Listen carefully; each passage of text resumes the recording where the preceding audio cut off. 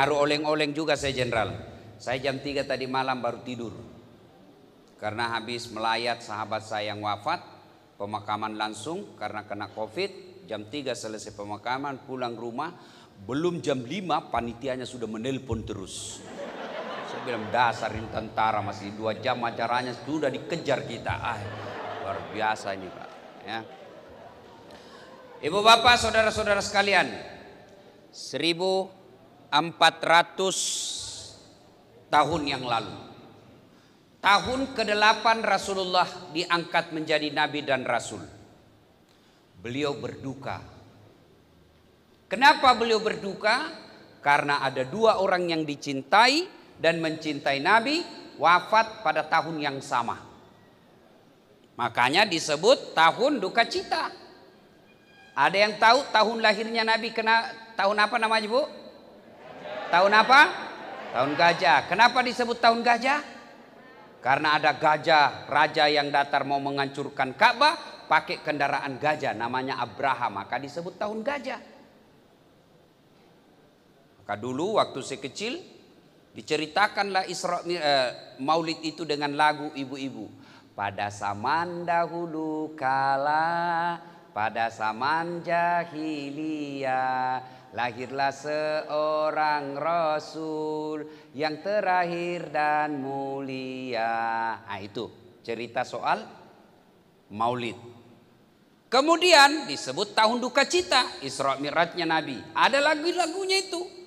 27 Rajab Nabi Muhammad diisrakan dari Masjidil Haram ke Masjidil Aqsa. Itu tentang tahun duka cita. Itu lagu-lagunya ibu dulu, bercerita tentang sejarah Nabi. Kalau lagunya ibu-ibu sekarang apa?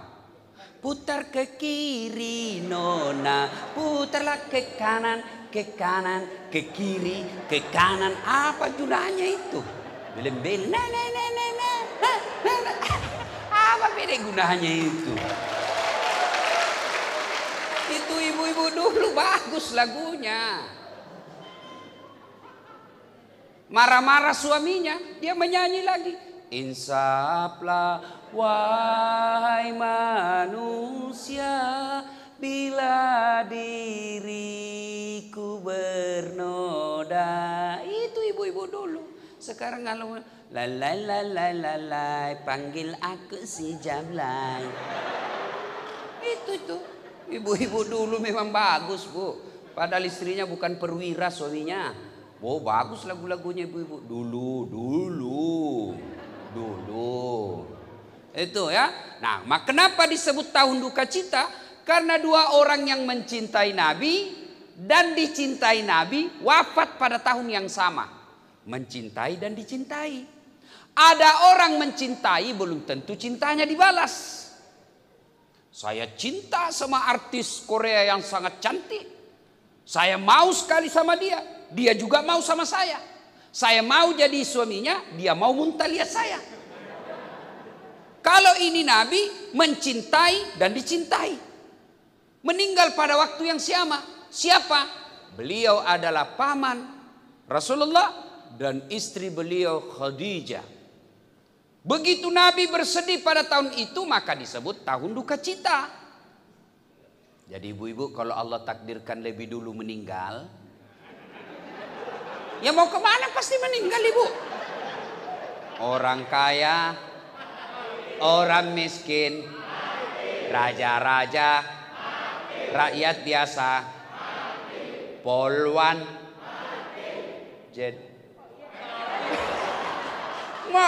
pasti mati. Iya toh? Kalau Allah takdirkan ibu lebih dulu meninggal, lalu suaminya berduka terus berhari-hari sampai berbulan-bulan. Ya Allah, mengapa engkau terlalu cepat mengambil istri saya? Ya Allah, separuh napasku sudah hilang. Istriku adalah bidadari duniaku. Aku tidak bisa melanjutkan hidup tanpa ada di sampingku. Memang dia tidak cantik, tapi akhlaknya luar biasa, membuat aku tak bisa melupakannya. Calon penghuni sorga. Kalau sebaliknya, begitu istrinya meninggal, Dia masuk kamar berteriak, merdeka. Itu calon penghuni neraka. Ada juga kita begitu, Bu, setengah matinya kita dijajahnya. Padahal kita tentara, tapi dia lebih letnan lagi dari kita. Waduh, lebih jenderal lagi dari kita. Nyarinya 24 jam, periksa handphone. Suaminya dijadikan tahanan politik. Ya, nah, Nabi berduka, maka Allah memanggilnya. Jibril, kau turun jemput kekasihku Muhammad. Saya mau hibur dia. Kemana? Pantai Tanjung Bira. Banyak ubur-ubur. Ancol? Bukan. Malino? Bukan. Kemana? Langsung ketemu dengan Allah. Bapak-bapak kalau diundang Panglima TNI, senang apa enggak? Pasti senang. Saya baru-baru di WhatsApp Menteri Agama. Di WhatsApp Menteri Agama. Dengan hormat memohon kepada saudara Dasat Latif untuk membawakan hikmah Isra Mi'raj tingkat kenegaraan di Istana Presiden Republik Indonesia. Begitu saya terima itu WhatsAppnya, saya print. Saya suruh anggotaku, print kau ini. Saya bawa pulang kampung. Saya kasih lihat semua sepupuku di kampung. Sepupumu bos, Istana Presiden. Bukan kaleng-kaleng ini istana. Coba.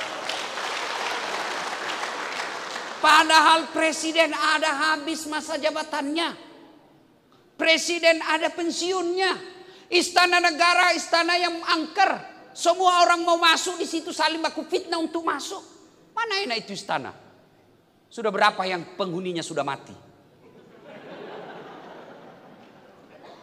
Tapi saya bangga. Istana negara, simbol kenegaraan. Rumah paling mewah. Bukan karena isinya, tapi status kenegaraannya. Bangga saya. Sampai selfie-selfie lagi. Hai Pak Presiden. Coba. Senang kita. Gimana kalau Allah yang mengundang? Nabi lagi duka, diundang. Lalu mulailah diperjalankan. Dari Masjidil Haram ke Masjidil Aqsa. Makkah ke Palestina. Lalu take off. Naik ke Sidratil Muntaha. Ketemu dengan Allah. Allah pertunjukkan akhlak mulianya. Biasanya saya bertamu ke rumahnya Pak Jenderal Beni. Saya dulu yang ketuk pintu. Assalamualaikum Jenderal. Tapi ini Allah yang memberi salam lebih awal kepada Nabi. Dengan mengucapkan Assalamu alaika ayyuhan nabiyyu wa rahmatullahi wa barakatuh. Nabi menjawabnya Assalamu alaina wa ala ibadillahi salihin. Ashhadu alla ilaha illallah wa ashhadu anna Muhammadar Rasulullah. Terjadi dialog menunjukkan perlakuan istimewa Allah kepada Rasulullah Muhammad sallallahu alaihi wasallam. Lalu setelah melakukan perbincangan, Rasulullah mengajukan proposal, permintaan. Ya Allah, umatku ini kecil-kecil, umatku ini pendek-pendek umurnya, kasihlah hadiah istimewa buat umat saya. Lalu Allah menyambut proposal itu. Muhammad, aku terima permohonanmu, aku berikan kau hadiah, yaitu sholat 50 kali sehari semalam, yang belum pernah aku berikan sebelummu. Nabi bersenang hati. Turun ke langit ketujuh. Tidak ada masalah. Ya Muhammad, ada oleh-oleh apa dari Allah untuk umatmu? Alhamdulillah Musa, saya diberi hadiah oleh Allah sholat 50 kali sehari semalam. Kata Nabi Musa, berapa bos? 50 bos. Bukan kaleng-kaleng ini, 50. Kata Nabi Musa, enggak salah mas bro. Jangan lagi kau cari dalam kitab bahasanya begitu. Ini bahasa dasar supaya enak didengar bos. Kan lagi tren itu begini bu toh. Apa maksudnya nih bu? Salam apa nih? Hah? Nah, salam ini bu, percayalah tidak laku ini kalau tidak ada ini. Mau dapat ini tidak ada ini, pret. Ya kan? Kata Nabi Musa, kau naik diskon. Tidak mungkin umatmu mampu melakukan itu yang 50. Saya saja umatku gede-gede, besar-besar, panjang umurnya, kuat-kuat. Tidak mampu kalau 50. Kau minta kekurangan lah. Naik Allah kepada Allah. Ya Allah, terlalu banyak bedek kasihan. Tolong didiskon. Kurangi ya Allah. Dengan maha pengasihnya Allah. Oke Muhammad, aku kurangi menjadi 45. Turun lagi. Nabi Musa, berapa pi? 45. Boh, masih banyak. Kau naik lagi minta kekurangan. Naik lagi. Masih banyak ya Allah. Oke, kukurangi lagi 5. Tinggal 40. Masih banyak. Mondar mandir setiap kali naik dikurangi 5. Terakhir kali tinggal 5. Nabi Musa, bagaimana? Tinggal 5 bos. Masih banyak itu. Tidak bisa. Nampaklah kecerdasan Nabi. Setiap kali saya naik dikurangi 5. Sekarang tinggal 5. Kalau saya naik lagi, tidak ada, sudah saya bawa pulang. Subhanallah, alhamdulillah. Apa yang dicemaskan Nabi Musa benar adanya. Sekarang saja tinggal 5. Masih ada prajurit hari Jumat saja. La haula wala quwata illa billah. Tinggal 5 bos, masih kau tidak mau selesaikan. Jaga kau. Apa ini? Tinggal dikasih 5 hari Jumat saja nak bikin. Itu pun hari Jumatnya paling terlambat datang, paling cepat pulang. Duduk di dinding. Orang khotbah.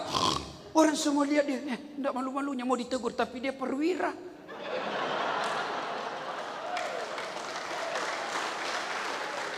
Mana ada yang berani tegur pak?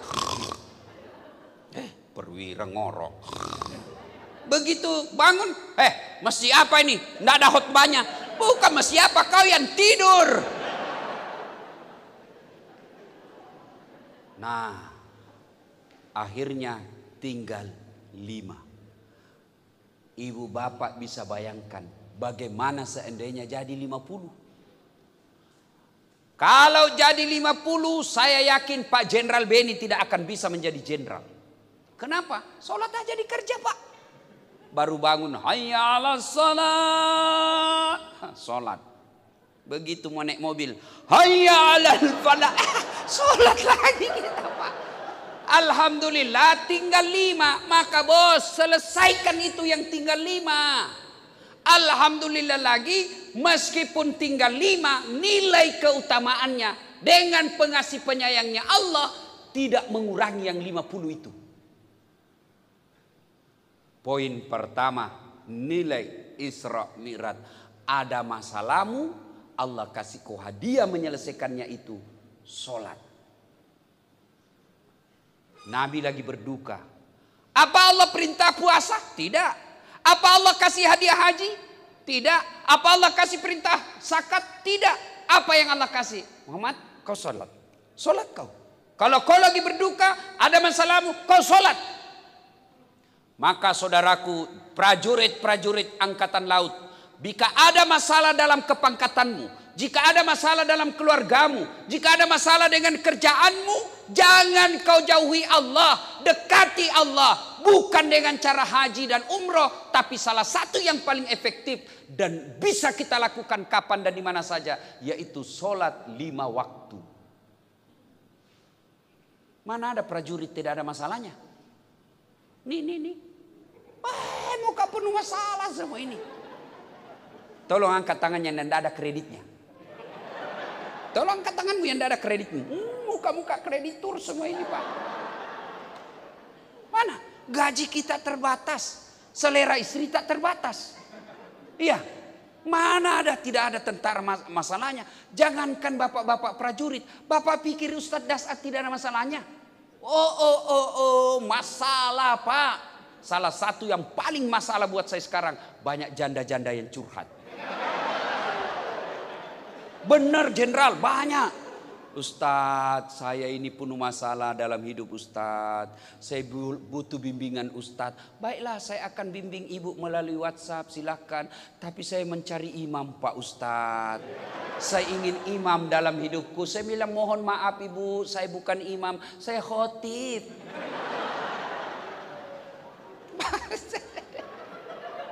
Pak, hidup ini penuh masalah. Contoh. Ada rumah tangga romantis. Panggil istri sayangku. Panggil suaminya abangku sayang. Romantis betul. Tapi apa masalahnya? Sampai sekarang masih ngontrak-ngontrak. Ekonomi masalahnya. Ada lagi rumahnya bagus. Mobil mewah.